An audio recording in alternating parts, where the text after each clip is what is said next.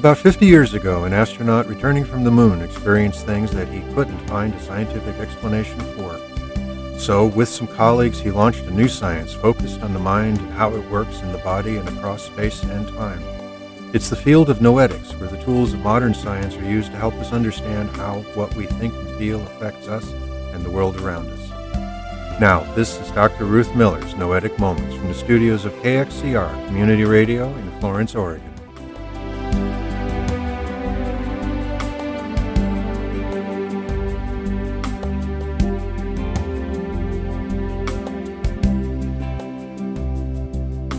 And this is Noetic Moments, where we explore the field of research that discovers what consciousness is, what it does, how it works, and how our lives could be very different if we understood it better. I'm Ruth Miller, a longtime student of consciousness studies, cybernetics, and anthropology, and through this series of programs, I'm introducing some of the people whose work has defined this field of research and explaining some of their ideas and experiments. I'll also explore some relevant news items and answer questions that you, the listeners, send to my email address, ruth@noeticmoments.org. Now, in the world of psychology and medicine, consciousness is defined as being awake and aware, knowing what's going on around us. In the field of noetics, though, consciousness is much more. It's the processes and products of mind in our awareness and outside of it. It's those profound human experiences that shape our lives. And ultimately, consciousness is what connects us all.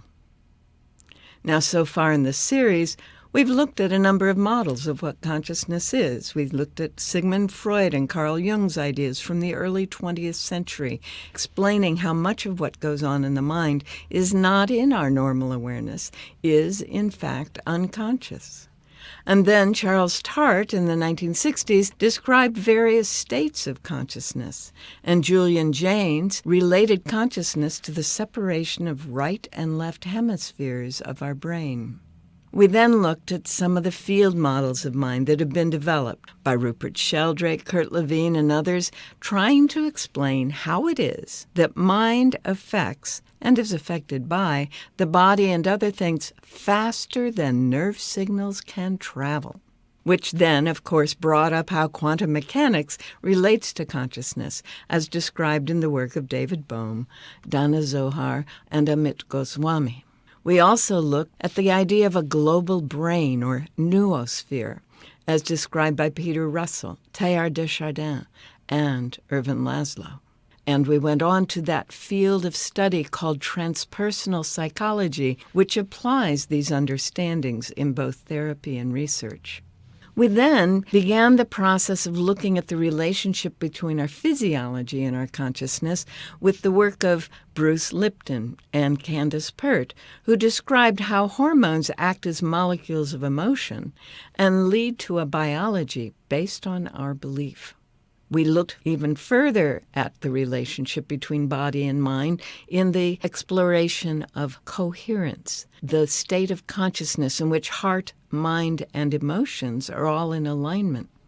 And we've explored some of the experimental results supporting these ideas about consciousness, the different states of consciousness that we operate in every day, and telepathic communication between two people, experiments involving mind over matter, and the experience of what is called clairvoyance or remote viewing. We've explored frequencies and how we can move into higher and lower states of consciousness with their corresponding frequencies of brain waves and heart signals, using the work of Penny Pierce and the study of cymatics, as well as the water crystal experiments of Masaru Emoto, and more. In the last couple of sessions, we've been looking at the healing process and the role that consciousness plays in the body's response to invasion and threat. You can catch up on those past shows on the KXCR.net archives. Click on that little cloud up on the banner at the top of the screen, as well as on our website, www.noeticmoments.org, where you'll also find links to the clips, books, and authors that I mention here. We are talking about healing now, and a couple of weeks back, I shared a series of processes that I used to get me through a very intense illness and healing crisis. And one of those processes was a then little-known method called Reiki.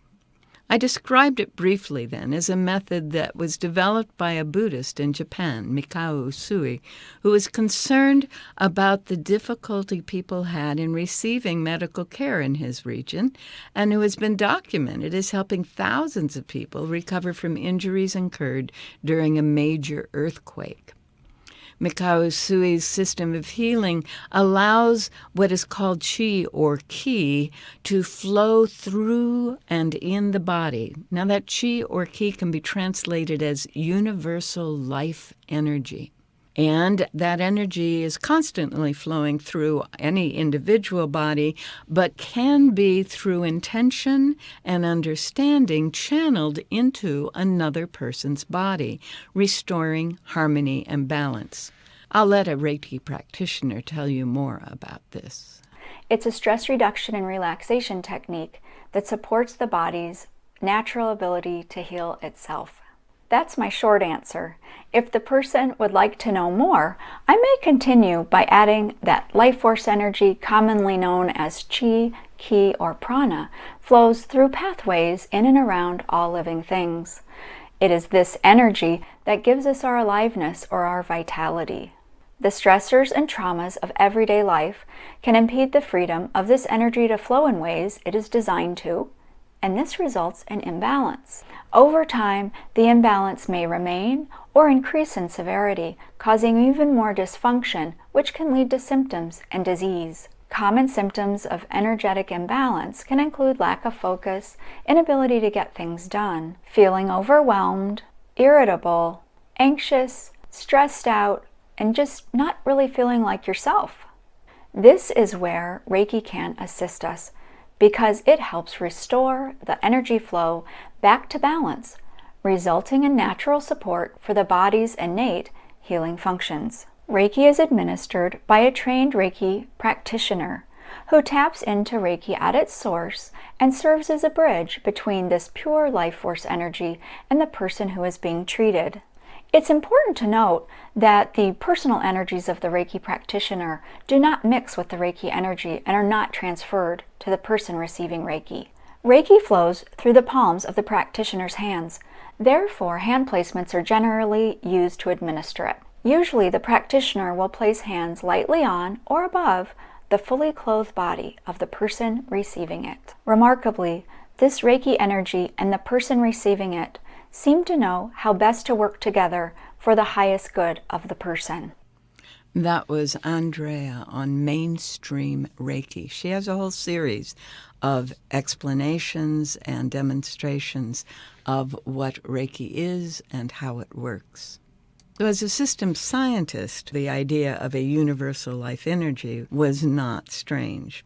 It was actually quite familiar to me because I had worked on some papers by Ilya Prigogine, a Belgian biochemist who received the Nobel Prize for his theory of dissipative structures. As he demonstrated, all living systems, all life forms, are sustained by a constant flow of energy in and through them. If the energy is blocked or there are sudden changes, the system suffers. It dissipates. So the Reiki method seemed to me to be in alignment with that. It required that we be aware of the flow of energy around us and in us, and then took it the next step, allowed us to channel it elsewhere. Now, the method was presented to me as based on Jesus' healing method, which excited me, as I've been curious about that aspect of the New Testament all my life. However, it turns out that's not accurate. Usui-san never seems to have studied Christian doctrine at all, in spite of what one major teacher and promoter of the method taught during the 1970s and 80s. Still, Reiki was an effective way for me to break out of the belief pattern that only material methods could change the body's condition. Now, most practitioners of Reiki work with individuals in a quiet, relaxed setting, using their hands to channel the life energy into various parts of the body, typically by holding the hand a few inches from the person, sometimes resting it on the clothed person's body. In this way, Reiki and therapeutic touch, a method developed by an American nurse, are very similar. I will put a link to a chart that explains how they are similar and how they are different on our website, noeticmoments.org. Therapeutic touch was developed by Dolores Krieger, a professor at New York University School of Nursing, and her friend Dora Kunz, who was a natural healer. They developed it in the early 1970s and only taught it originally to graduate school nursing students. Then, as Krieger's professional research and writing increased the popularity of the idea, particularly among nurses, the practice began to grow, mostly through a grassroots effort of nurses throughout the United States. I was involved with the nursing program, helping to coordinate it during some difficult times back in the 80s, and we made sure that our nursing students understood the application of therapeutic touch. Today, therapeutic touch is taught at hospitals and health centers worldwide and is very commonly practiced by the nurses. In fact, from the Mount Sinai Hospital website, there's an explanation of therapeutic touch that goes something like this. One theory is that the pain associated with a physically or emotionally painful experience, such as infection, injury, or a difficult relationship, remains in the body's cells. The pain stored in the cells is disruptive and prevents some cells from working properly with other cells in the body. This causes disease. Practitioners of therapeutic touch believe that their touch promotes health by restoring communication between the cells. Another theory is based on the principles of quantum physics. As blood, which contains iron, circulates in our bodies, it produces an electromagnetic field. According to this theory, at one time we could all easily see this field. Some call it an aura. But now only certain people, such as those who practice therapeutic touch, develop this ability. A third point on the Mount Sinai Hospital website, more generally, therapeutic touch is based on the idea that good health requires a balanced flow of life energy. Practitioners of therapeutic touch say they sense your energy through their hands and send healthy energy back to you. When receiving therapeutic touch, people usually feel warmth, relaxation, and pain relief. The site goes on to explain the 8 general regions of the body where energy may be sensed. These 8 regions conform to the Hindu idea of chakras. This would be the head, the throat, the heart, the stomach area, the lower abdomen, the sacral region, knees, and feet. Ultimately, it is the patient who is the healer. The practitioner simply helps your body's own healing mechanisms to work effectively as harmony is restored. The National Institutes of Health recognize these approaches as a form of complementary medicine, working with what they now call the bioenergy field. And many practitioners of Reiki and other forms of energy medicine work also with people who are located somewhere else than in the room with them. There have been numerous documented cases of this process working since the early experiments with cardiology patients at San Francisco General Hospital in the 1970s. IONS has reviewed many of those experiments, some of which are documented in the book Consciousness and Healing, which we reviewed last week. Marilyn Schlitz, the lead author of that book, describes some of these healing experiments at a distance in this interview. I began to work with William Broad at the Mind Science Foundation in San Antonio, Texas. And for 10 years, we developed a protocol and did a systematic research program looking at the possibility that one person's intention could influence another person's physiology, even at a distance. And the way we did this was to set up a protocol whereby we brought a volunteer into the lab. So we were working with healthy people, not sick people at this point, healthy volunteers. We brought them into the lab, and we monitored various aspects of their autonomic nervous system activity. So that's the part of our physiology that functions automatically. You don't have to think about your heart beating for it to beat, or your respiration. And so what we were looking at in these particular experiments was one parameter of autonomic nervous system activity, namely galvanic skin response. This is the skin conductance, or the sweat in the skin. And what we did is to monitor the autonomic activity of the person, the volunteer, in one room.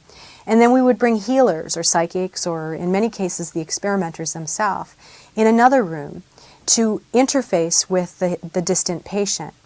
And what I mean by that is that they were separated in two different rooms, and one person attempted at random times throughout the study period to influence the distant person, and then at other times to do nothing.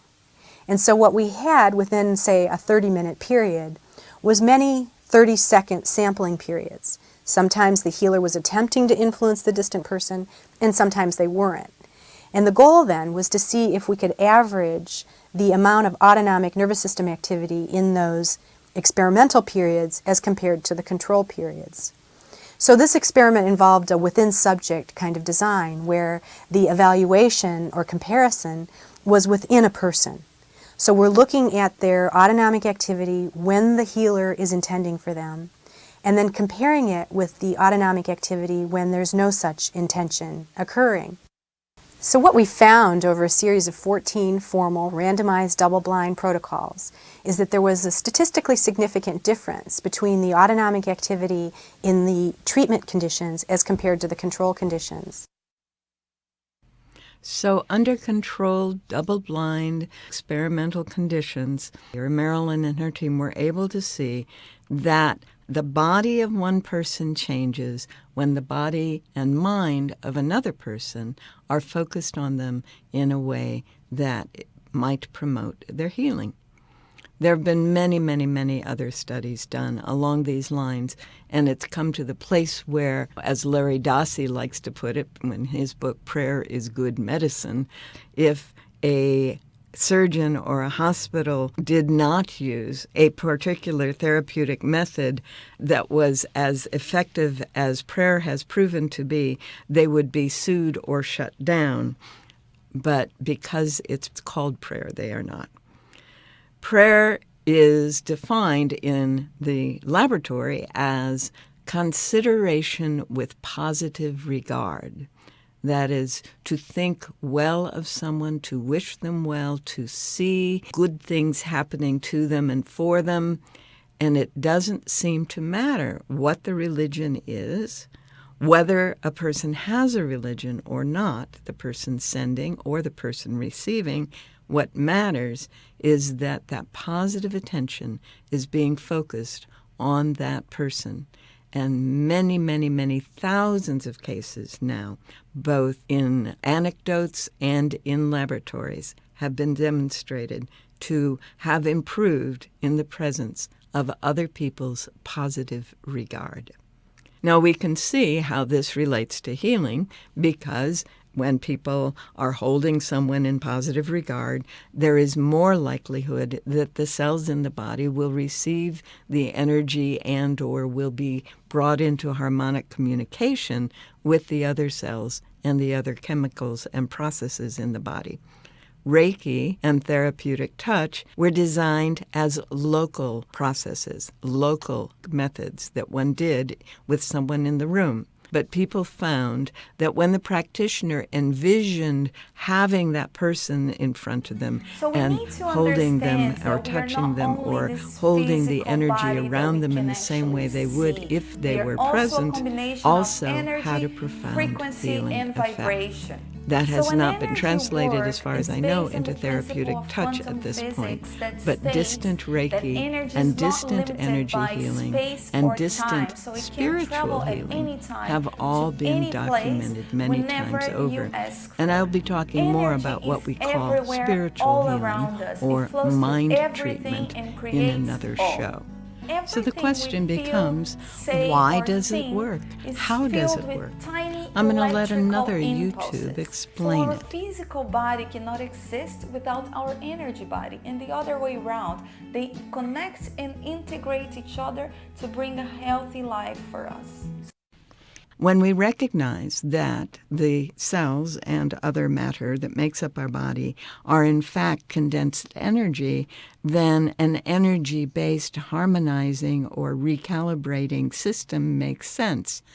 The shift is not to understand about energy flows, but to recognize that intention in consciousness has an impact on the energy flows. And this is what we're talking about when we are talking about therapeutic touch or Reiki, whether it's in person or at a distance.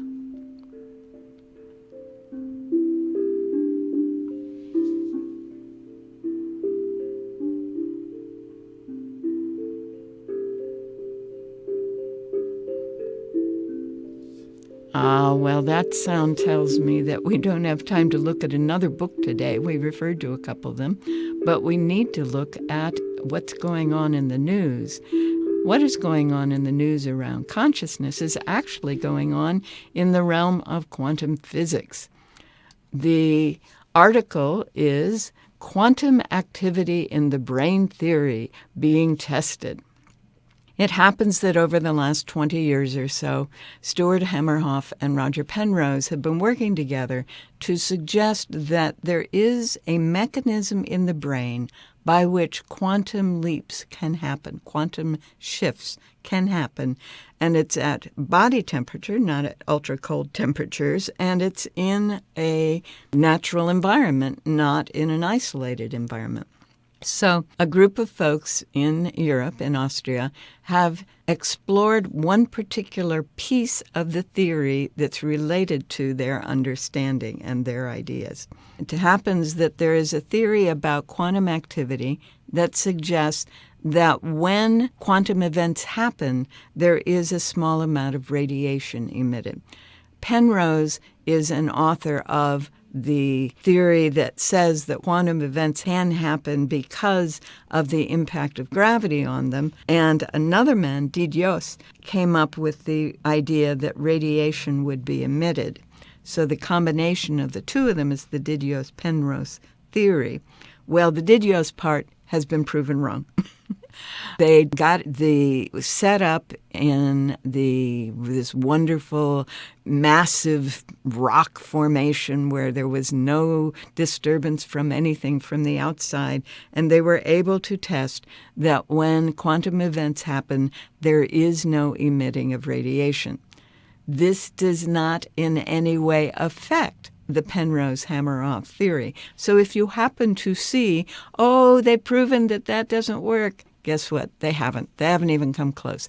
They've tested one possible mechanism by which it works, and that possible mechanism isn't even one they were planning on relying on, and it doesn't work. So we're going to get to see what happens with the idea that nerve cells have in them these tiny, tiny, tiny tubules that are the means by which communication and structures happen, and within them, quantum activity may be the basis for the way the brain experiences consciousness.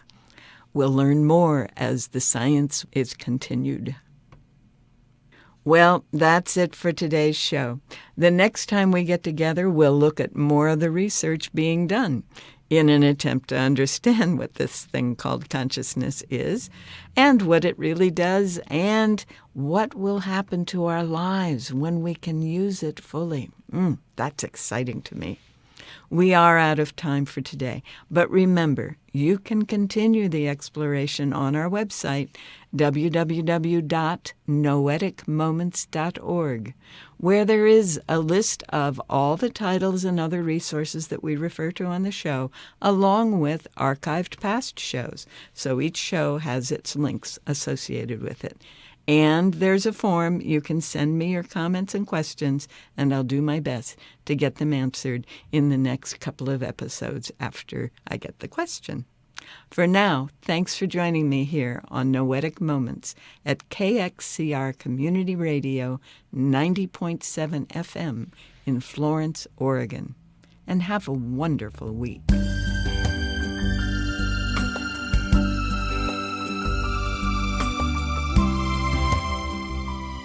You've been listening to Dr. Ruth Miller's Noetic Moments. This program is produced in the studios of KXCR Community Radio in beautiful Florence, Oregon, supported by you, our listeners. Our theme music is Tumbling Planets, composed and performed by Jeff Lovejoy. To hear this program again or learn more about Noetic Sciences, search our website, www.noeticmoments.org.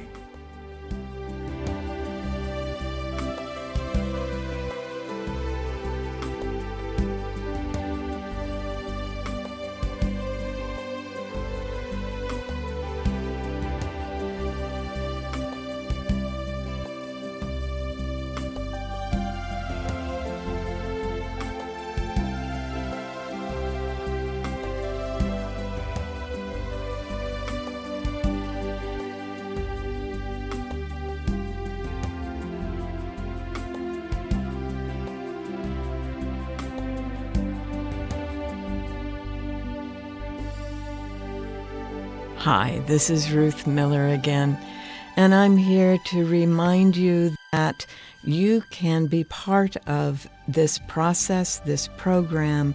We would love to hear from you. My email is ruth@noeticmoments.org, and you can also go to the website and just fill out the form. And the website is www.noeticmoments.org. Also, all of our shows are now on YouTube, on the Ruth L Miller channel on YouTube. So you can listen to us. There's nothing to look at except a picture, but you can listen to us anytime that you have access to YouTube, as well as the archives of KXCR.net. Again, thanks so much for joining us and listening, and I look forward to hearing from you soon.